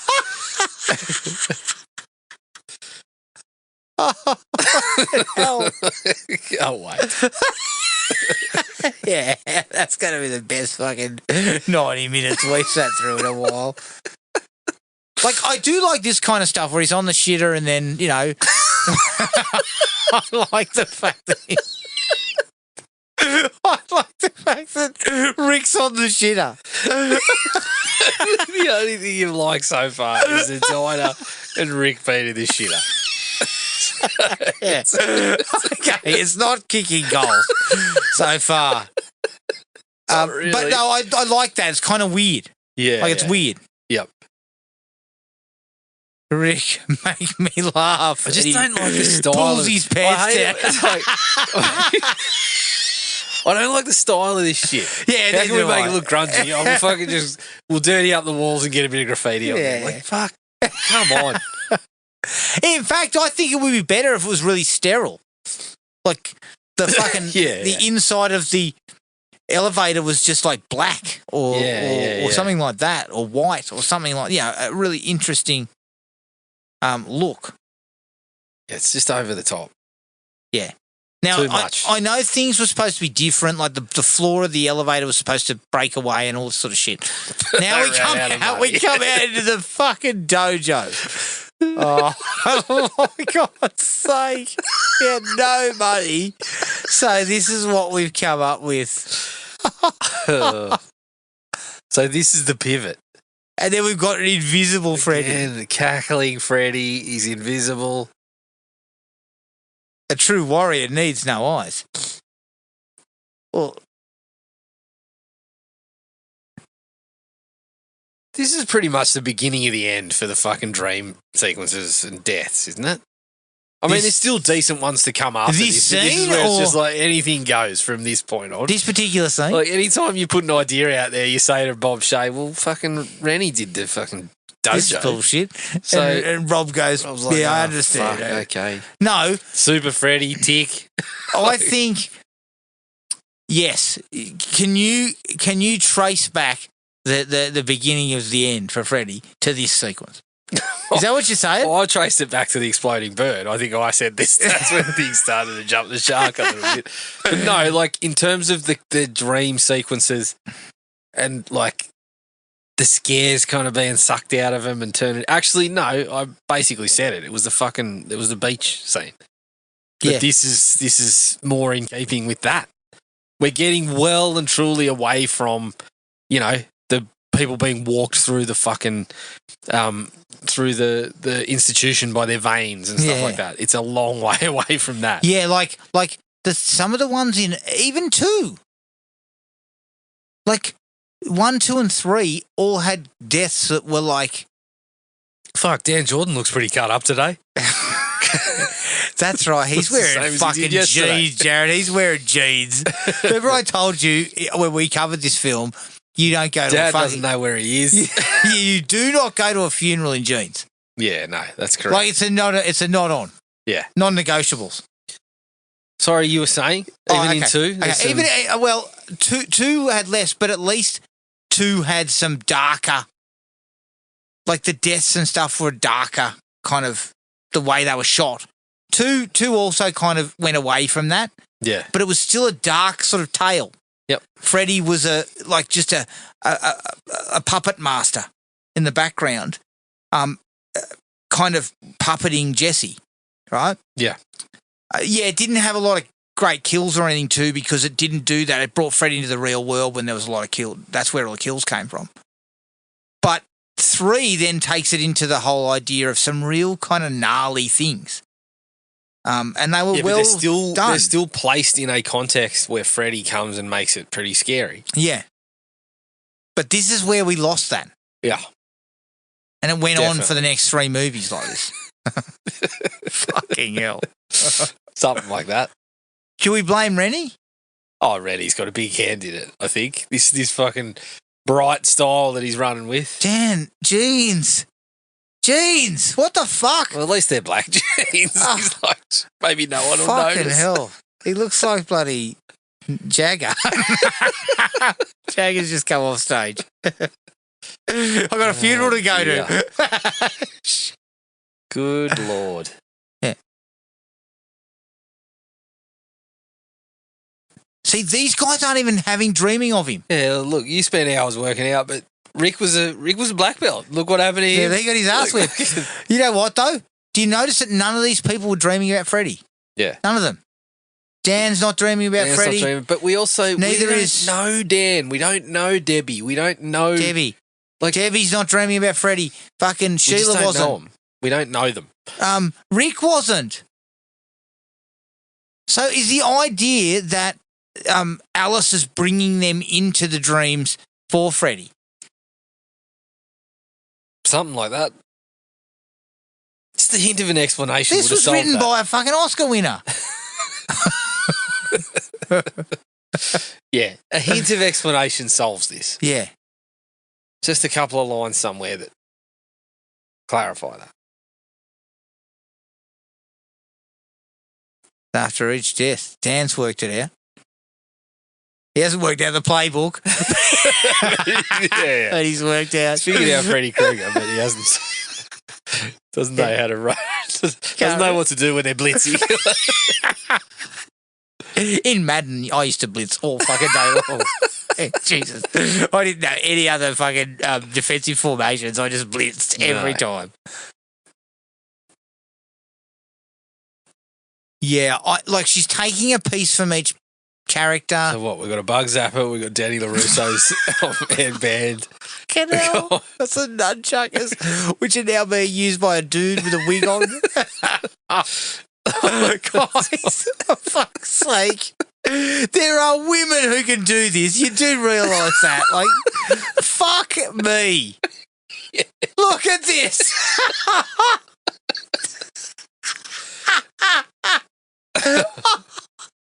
Fucking hell. That is just awful. You can't tell me you couldn't find a fucking female who could do this. Yeah, with similar hair. Yes. That could do that. I'm pretty sure you probably Pretty could. easy. Fucking Cynthia Rothrock's fucking... She's available. She was around the She'll place. fucking give you a couple of roundhouse kicks for free. Alice, where are you going? I'm pissed. Freshen me drink.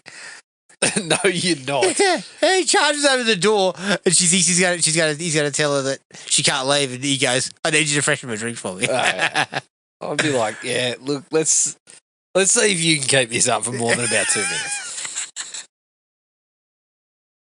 Like, why the fuck does he care? His character has just been this asshole from the get-go. It sort of almost feels like he's superfluous. But that's one thing that is in line with the rest of them, that the parents are fucking useless and basically Yeah. I mean, I'd prefer him to be speaking less. I prefer her to be walking out and him to just raise a glass and they see you later. Like, see ya. Pick me up a 6 on the way home. Exactly. Yeah, Exactly. No, I would have preferred that we saw him just like she walks past, she's creeping out, and then she looks in the lounge room, and he's just fucking flat out. Yeah. She doesn't bother to creep anymore. I'd prefer Freddy to jump into his dreams and then fucking become intoxicated himself. Yeah, Freddy comes out going, fuck. Not be able to perform his duties in there. Oh, shit. And then have to go cap in hand or dirty hat in hand to the 3 heads and say, I'm sorry, I couldn't get that one done. Mate, I was pissed. Like, I was fucking pissed last night. I can tell you that now. I was in a bad state. I was in a bad way. But again, how does, like, her involvement with them, how does that draw Freddy in to their dream? Yeah, because they weren't dreaming about him. I don't think that's been super clear for me either. Perhaps I missed something when I was trying to fucking explain away things that you were just batting away and disregarding. Well, one of the heads wasn't there. Is that what happened? There was a 4th head that Kristen's got to deal with. No, the 3 heads were supposed to meet. Like, it was a 6 p.m. fucking get together to discuss the 6 p.m. meeting of the heads. One of the fucking heads did in front. So we've kind of got a half-baked kind of plot. Yeah. This deja vu stuff, which is where we got to now, where they keep sort of replaying everything over and over. Yeah. Keep going back. The green lights are out again. Fuck. Oh, no, this isn't the deja vu bit, is it? That's a bit later. It's coming up. It's when they get in the car. Yeah, but we're at the cinema. This is where you can use that kind of lighting. That's fine. But everything's been red and green. I know, but still, you can use that lighting here. No, you can't. That's the only time. I thought that was going to be Robert Englund again. Oh, fuck. He was unconvincing as a fucking woman. I don't think we should have him anywhere else in the picture. I think what, I was about to say, Jared, that, well, how come Bob, Shay and Co didn't, like, see some rushes and think this is fucking too much? Like, it's too, like, light and that. But the reason this is back in the days of a modest popcorn serving, not like like a gigantic tub. Oh, I used to love those days. You'd eat a whole fucking tub and then you'd be like this. You drink like 4 litres of Coke just to stay hydrated during the situation. Yeah. This is a cool scene. Crave in. I do like this scene. Because it's got the diner in it. Yeah, it's got the diner. It's got the diner in it, but also the effects and everything are cool. Everything works out really well here. I nearly had a crave in mug. Didn't end up purchasing because it was going to cost me $60 to get here, so I said, no, I can't have that. $60. I'm pretty good, though. For a crave-in mug. More pretty good work from Fright Rags. Oh, look, I love Fright Rags, but $60 for a mug's not... No, it wasn't their fault. It was the... the tariffs. It was the tariffs and the US to Oz postage charges. Because I was going to get absolutely reamed on the postage charges. It was a $5 mug. It was like $60 to get fucking postage. Yep. Not even I could do that. No, this is a... And me and you have been known to purchase a $60 to $70 T-shirt from Fright Rags. Yeah, but that's useful. Again, this is really, really well done. Like, effects-wise, this looks really cool. If you love a diner, you're getting served in a mug, Adam. True. That was cool. Yeah. Like, the effects and everything there are really cool. And I love the fact that all the dead characters are in the cinema. Yes. Well, this is... And this is... Okay, she's fallen asleep in a cinema. this is still within the realm of where we're not fucking going too far overboard with Freddy's sort of just, the beach and the fucking dojo and the... And this is where we get the soul pizza. Love it. Which I like. Mm.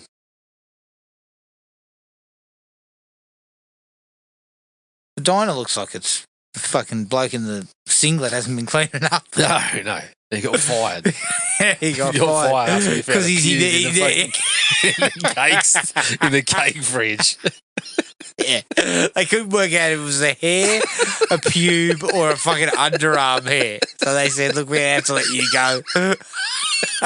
Yeah, we don't know which one it is, but we know you're responsible for it. By the way, wear a fucking t-shirt, a hairnet, and a pube net. Maybe this would never have happened. Okay, so we get old Alice serving young Alice. Again, not really sure why. Not their best effects work there. No. But also I don't really know why. I understand her Freddy's there. Yeah, the soul pizza, I do like this. It's a cool effect. It works well. I mean, they would have made that fucking legitimately. Yeah.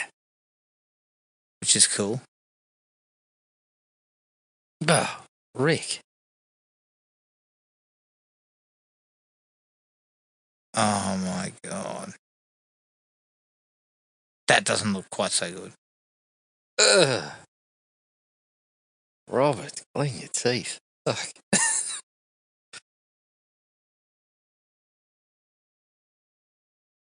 Yeah, so that's so what like you said, it's her as the key to sort of letting everyone else into it. But that makes no sense in the context of the other films. No, it doesn't. And that's the thing. They haven't really put enough into explaining. I mean, he just said, bring me more. And we kind of put together that she's got the ability to fucking do that, I guess.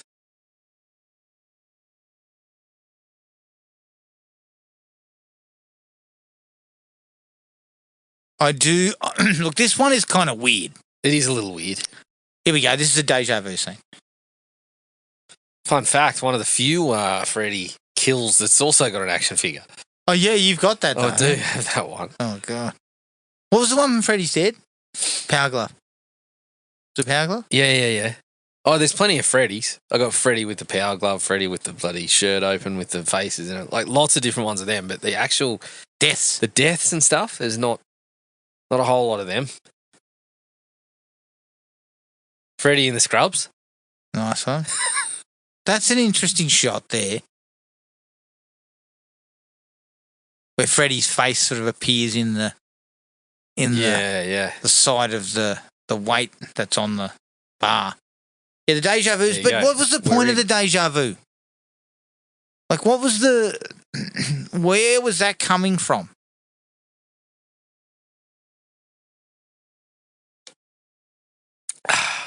Where was it coming from? Yeah, like what was the go of it? Like, it was just because it never goes anywhere after this bit.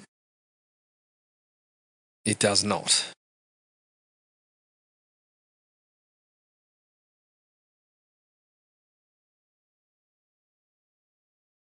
I mean, the start of this is reasonably nasty. Yeah, the arm breaking is cool. Yeah.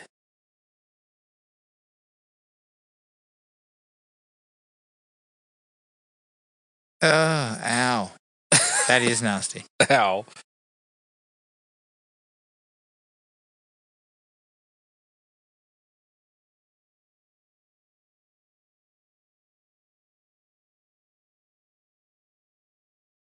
Yeah, it looks kind of gross. Yeah. Oh, something. And I know she didn't like bugs, but that was kind of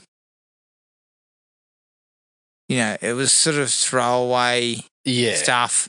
Well, we don't know this character. She's had a couple of lines. She works out. She works out. I know she works out. But she's only had a couple of lines in scenes where they're standing there as a group. Yeah. Right? I don't recall her having like a scene where we actually get to know her a little bit. No. We don't. We didn't, Jared. So you're not happy with this now? No, I like it. I just don't know what it was for. Because nothing comes of it. It's just They deja ran out of vu. money. They just recycled the same sequence for... Deja vu. It's a money saver, Adam. Ask Roger Corman. I think it might be a money saver. Actually, if it was Roger Corman, he would have used it in 5 more movies. I know. He Corman it, yeah, he would have shot it for fucking 10 different films. Now, the Roach Motel. Yeah, no, I think it's... Yeah. It's just another one where it's kind of a cool concept and a cool visual that doesn't really have a grounding in... I haven't really explained. Well, again, I think that's where this movie is. And you have to kind of... To enjoy it, I think you've got to look at it that way. It from a plot perspective and ideas, it doesn't really have much. No. But it visually, it has some cool visual stuff. Has a bit of spark. Yeah, well, Rennie brings something. What about acting? No. I mean, Dan. He's fronted up and said, yeah. Look, not my best. Dan turns up on time. He reads his lines. That's it. He doesn't. He's not what you call a guy who had years of experience under his belt. No. See, this is where these sorts of ones become a bit silly. Like, Freddy's not scary when he's doing that stuff. Yeah. And, some people would say it's never been scary or whatever, but at least to me, 1, portions of 2, 3, he is actually a little bit creepy. I mean, there are scenes where you're like, oh, there's a bit of a chill where you think, fuck. Well, I had problems with Freddy when I saw 3 when I was like 14. There you go.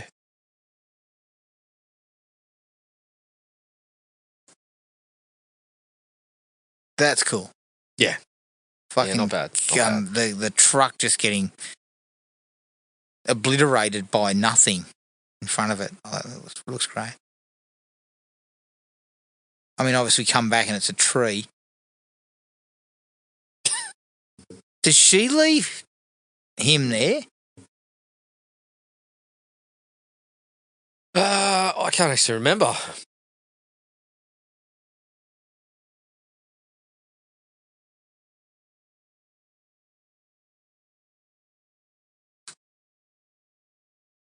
Plenty more green lights and the like in the fucking paramedic ambulance. The fucking ambulance. I mean, you would not know. You would not be able to see a vein. You wouldn't be able to fucking see, because you know why? It's like when they put purple lights in a toilet junkies so they can't fucking use heroin in it. Yes. So that is exactly what this is. I mean, just a hint of restraint, Rennie. When it comes to this, we get that you've got this heavy theme of Freddy sweater coloured lighting. Yeah, I don't know why he went that way. It's just overboard, way overboard. And again, Rennie's was okay. A little bit later, he got better as a director for a short period.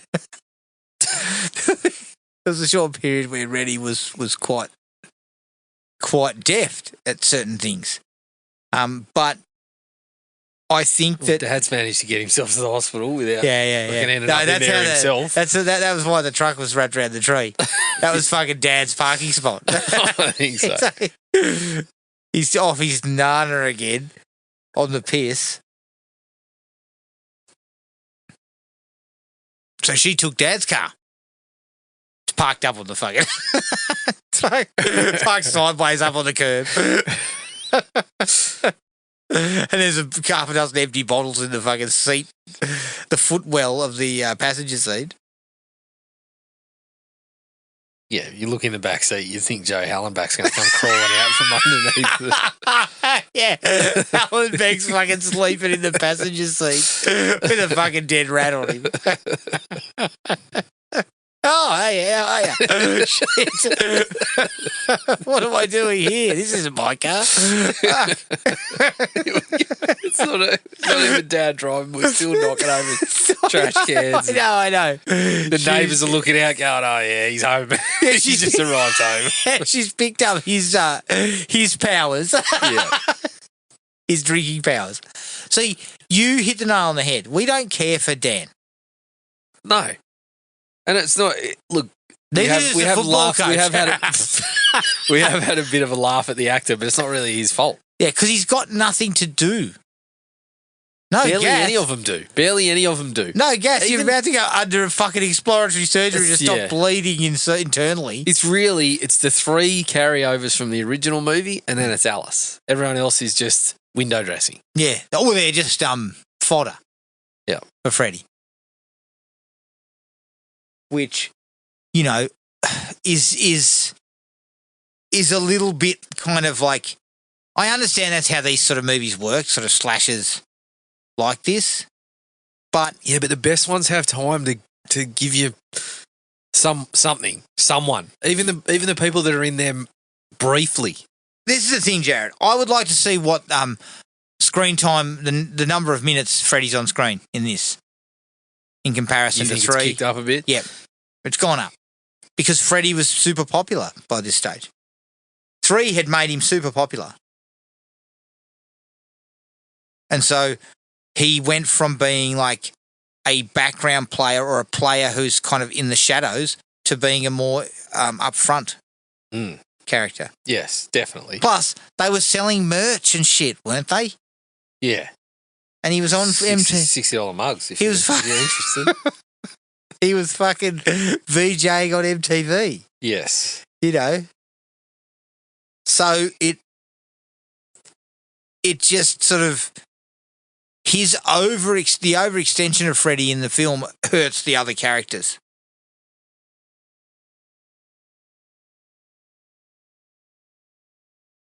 God.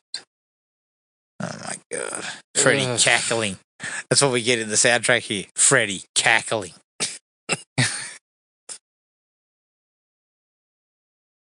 And then this is where we, like again, we've got fucking red lighting and green lighting everywhere.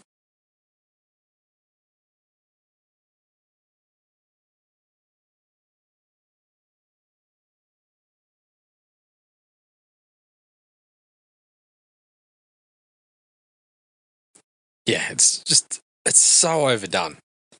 And then we're into this shit. Look at this. I mean, the fun house.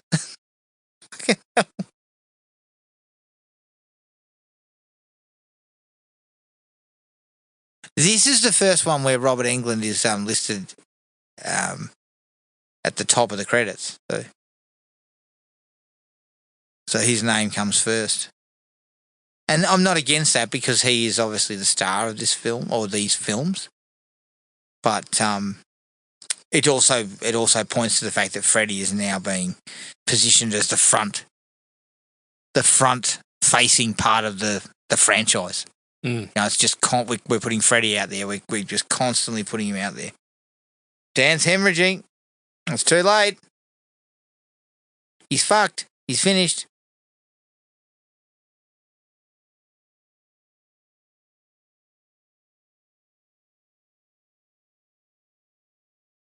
So she's on her own in the final battle, the final showdown. Dan's turning into a fucking force ghost or something. Yeah, he's a force ghost. Yeah. His performance is very much like a force ghost as well. Lacking in emotion.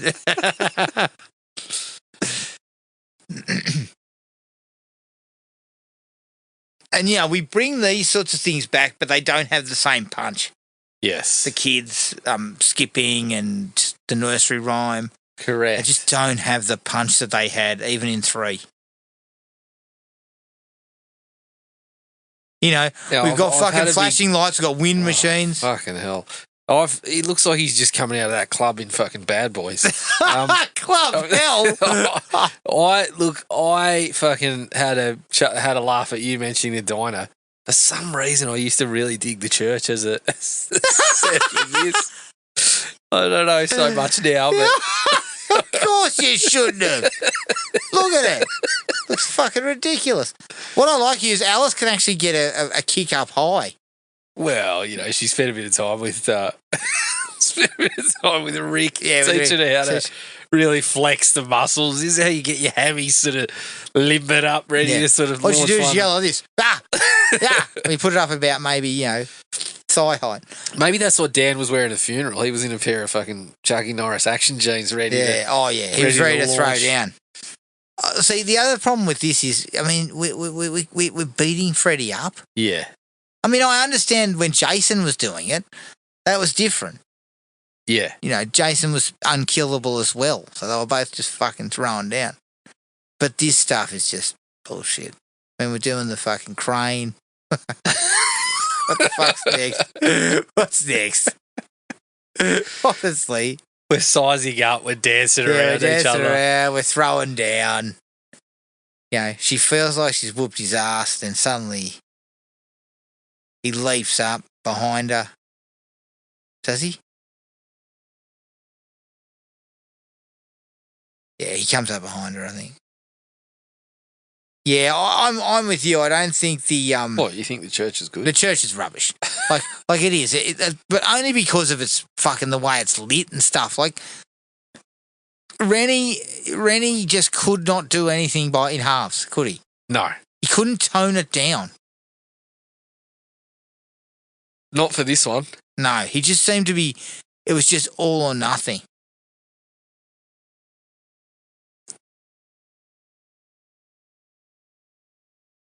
Oh my God.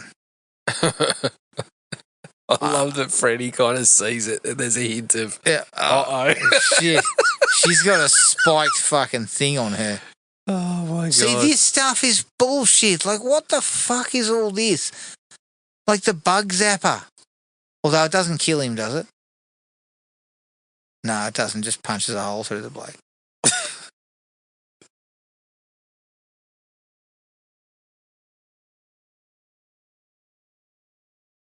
Again, those effects are all right. Yeah, they look better than the bloody paper. No.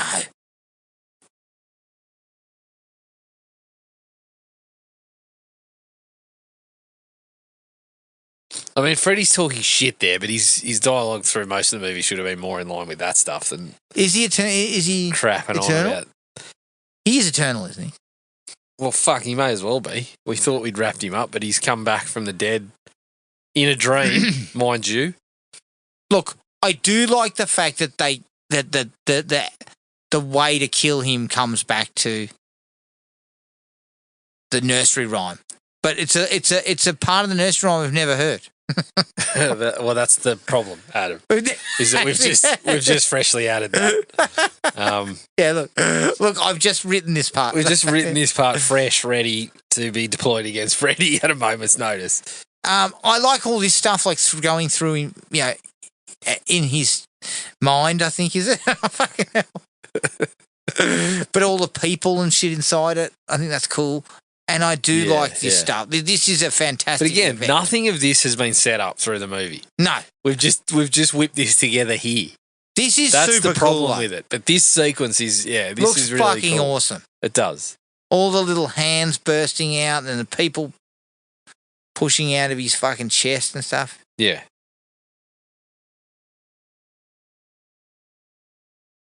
And look, this is the kind of thing this is what I loved about practical effects. He's got one coming out of his arse. Seems to be coming out of his arse. That's Screaming Mad George for you. I don't know if I like that, where the little hand has come out of the back of his head and is pulling his head back and banging it against the fucking... It's parody sort of stuff.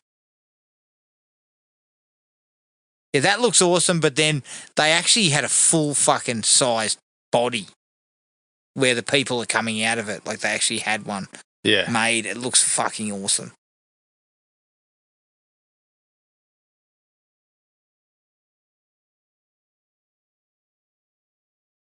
And yeah, this is all animatronics and shit. Like it's fun. It's cool. Really cool.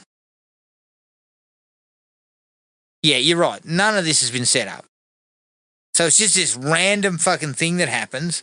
Although it looks pretty awesome. It looks awesome, but it's just this random thing that happens and at no point have we organised any of this. No. So Alice can use it.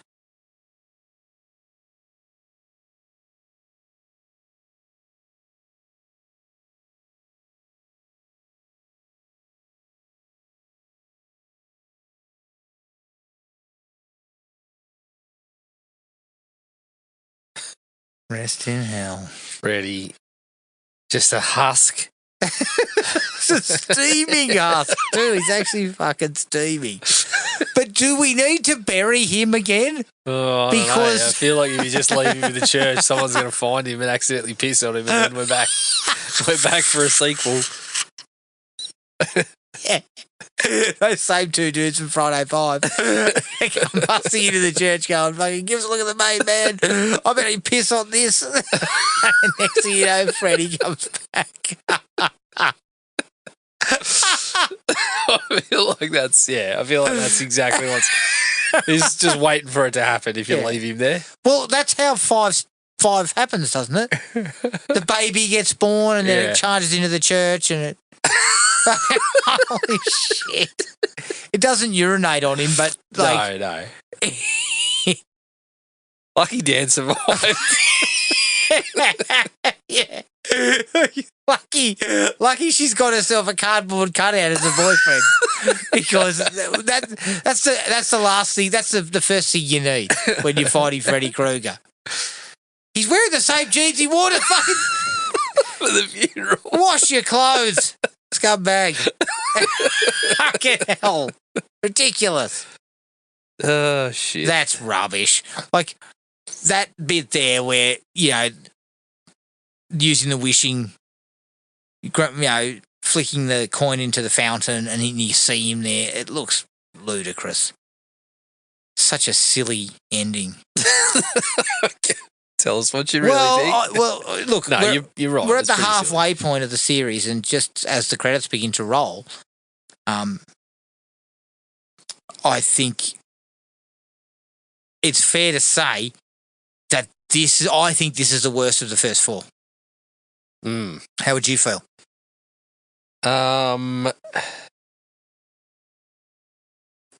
Yes, I think it's pretty close. What, between this and 2? I think this is the worst. I enjoy 2 more than this one. I think 2 has more interesting ideas and shit that they didn't quite hit them out of the park. They didn't, smash them, but there were some interesting ideas, and it still had a kind of ominous tone about it. Yeah, an atmosphere. Yep. This is where we've gone into the MTV thing, and because Freddy was a cash cow, we start going where we think the fans wanted, which they seemed to want back then. And I don't find it very enjoyable. No. It's got a couple of interesting ideas, a couple of cool shots and a couple of cool special effects things, but it's not very, there's just no, there's no sort of like connective tissue to anything or explanation for anything. Yeah, yep. All right. That was Nightmare on Elm Street 4, The Dream Master. Keep an eye on our Facebook page. We will be continuing with our Elm Street commentary series. So part 5 coming up. But until then, take it easy, everyone, and we'll catch you all later. Cheers. Find the podcast at Podomatic or on iTunes. Don't forget to rate and review. Like us on Facebook at Thrill Me Podcast Australia, or contact us at thrillme, all one word, all lowercase, at iinet.net.au.